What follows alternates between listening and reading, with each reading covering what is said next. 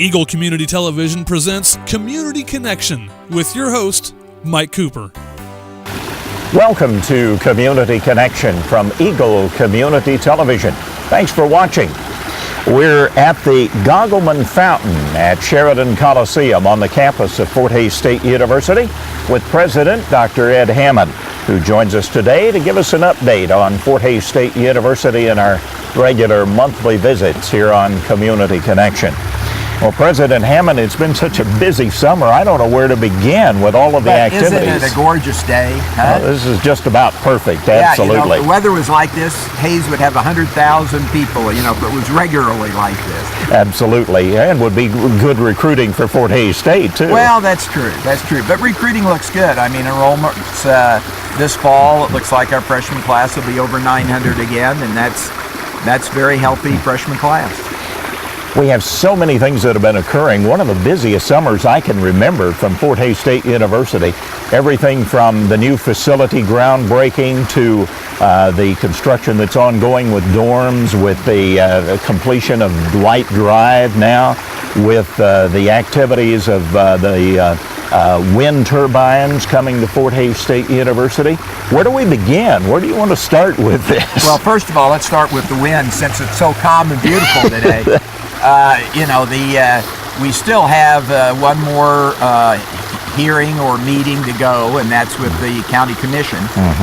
But so far we know two things. One is the zoning, planning and zoning boards have approved it unanimously, with the condition that we complete the transportation plan and the development plan, which when we bid the project, that's two of the things that they're going to have to do, as well as provide us the insurance bond. And so we aren't able to present to them the insurance bond and certificate right now, because that'll be a requirement of whoever gets the job. But we've got their approval, and now we know that no one is appealing. There's no protest or appeal. I feel optimistic that it'll be approved, and that hopefully within the year we will have two major wind generators that'll be up on College Hill. It won't be on university property, but it'll be just south of the university property line on the Staub farm, and which will put it outside the 3-mile limit for the city, and hopefully everyone will be happy. And we spent this year, we just closed our fiscal year, we spent about between 1.6 and 1.7 million dollars on electricity. And when we are able to get those generators up and running, I honestly believe that the university will end up saving about $1 million in our operating budget every year. We'll go from 1.6 million to about $600,000, $700,000.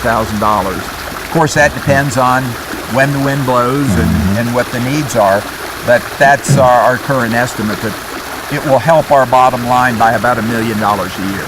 This is phenomenal. I think that finally, after many, many years of persistence on your part, that you're able to actually have this happen on the campus. But at the same time, in addition to that tremendous savings on energy, President Hammond, you're going to be able to integrate some technology and teaching methods with this.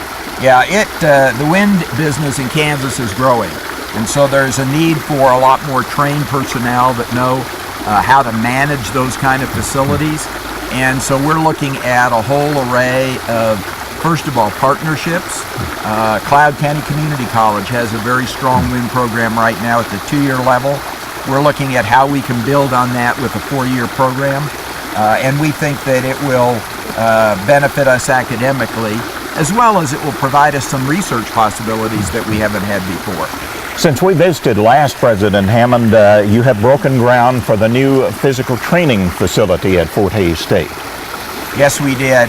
We broke ground, and now they are in full construction, so it's a good thing we got the groundbreaking done. But we're going to spend about $4.2 million to build a state-of-the-art indoor practice facility that will be used by football, by men's and women's soccer, by softball, by baseball, track and field. It will give us a facility so that our athletes are able to concentrate on academics, but be able to practice throughout the year as well. So we're very, very pleased with the fact that we will actually be the first school in the MIAA that has their own indoor athletic training facility. Western Missouri has one, but it's the one the Chiefs built, and they use it during the summer and during some of the fall months. So we'll be the second one to have one, but the first one that build it just for our use. Other construction at Fort Hays State that's occurring during the summertime that maybe is ongoing, President Hammond? Well, as you know, because of our growth in enrollments, we need more housing, especially for freshmen.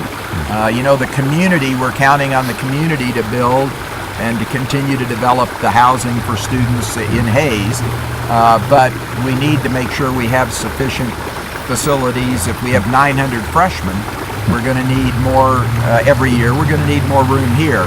So working with Paul Wittenberg Construction here in Hays, we've got a project that will bring us this August a little more than 110 beds, and then the following August another 110. So that's a construction project that will last 2 years. It's this year and next year as well. Speaking of construction, the completion now of Dwight Drive has taken place, actually from an earlier master plan. Is that right? Yeah, the master plan that we've been using for almost all 25 years I've been here is one that was developed before I arrived. Now, we updated it and tweaked it in the early 90s, but the last part of that master plan was to complete that road through the campus, and that is done. The important thing that accomplishes is it opens 2 new building sites, one for our brand new building that we've got in design that will house our engineering program, our informatics department. It houses radio and television programs. Also be the home of the virtual college. So that academic building is currently in design, but now we have a place for it. With that road, we've created then access to that part of the campus. There's also one more building site there that is now available, which is the last building site in the old master plan. So as a result, we've now contracted with an architect to develop a new master plan so that we know as we build new facilities on campus where those facilities could go. And we are looking at programming 3 areas of space. First of all, we're looking at the alfalfa field south, kind of west here, behind my house on the other side of the creek, Big Creek. That kind of triangular shape, that area, we're planning that to figure out the best way to use that space. The second piece of land that we're really looking at using is Meckel Field. Meckel Field is our intramural fields. Also, that extends into the buffalo herd. The university actually owns part of that land where the buffalo herd is. And we're looking at how do we use that land in our future master plan. Do we keep it as a recreational facility, or do we move those facilities out next to the sports complex? We've got lots of university land out there. And do we build buildings there? And if we did, what kind of buildings would be built there? Then the third area of land that we've asked the master planner to look at is the land between my house and the president's residence and the creek that includes our facilities and plant, where our buildings and grounds offices are. We've talked about moving those to another location, maybe out on the farm, and using that land for academic buildings in the future. So those are the 3 areas that we've asked them to pay specific attention to in developing the new master plan. But they have access to all basically 4,000 acres of the campus. How far out does the master plan extend, President Hammond? Well, the beauty of a good master plan is it doesn't have a timeline. It says, here is the way to use this space most efficiently. And here is a plan with utilities and sewers and water and everything. If you put it in this way, you can use this space this manner. Now, the last master plan was done really in the early 80s, and we tweaked it in the 90s. So I would think this master plan could last us another 30 years, because out of it we will develop a plan for where we could put new buildings down the road. So as fast as we grow, we'll be able to make decisions about where those buildings would go in an organized and planned fashion. It may take, as in this case, it may take 30 years to use up all of the possibilities of the master plan, or it may take 20 years.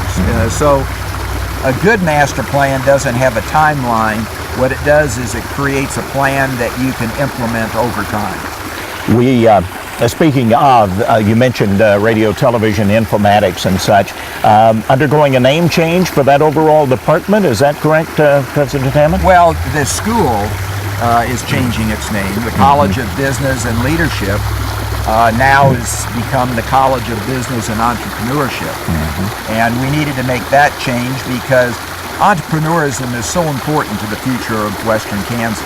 The development of the small towns, and even communities like Hayes. We need to grow the entrepreneurial skills of our graduates so they can start new businesses and new ventures and expand current existing businesses and ventures.